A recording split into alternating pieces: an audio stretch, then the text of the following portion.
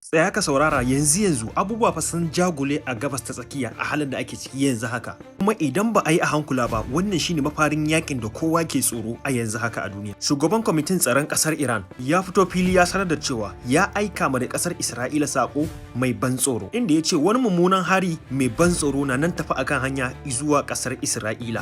Hakan na nufin kenan za su kaddamar ma da kasar Isra'ila hari a cikin daren nan. Duk wannan abin ya biyo bayan harin da kasar Isra'ila ta kaddamar ma kasar Lebanon ne a babban birnin su mai suna Beirut.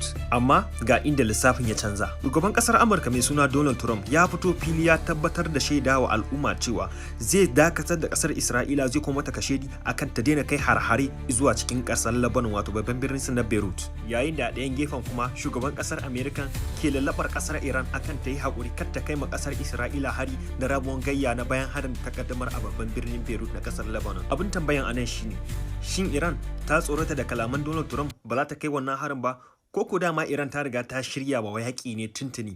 Me kuka fahimta a kai ne? Ka tabbatar ka faɗa mana ra'ayinka a comment section domin mu gane menene ke tambayoyinka ke ɗauke da shi domin mu kawo muku wani sabon update a kai.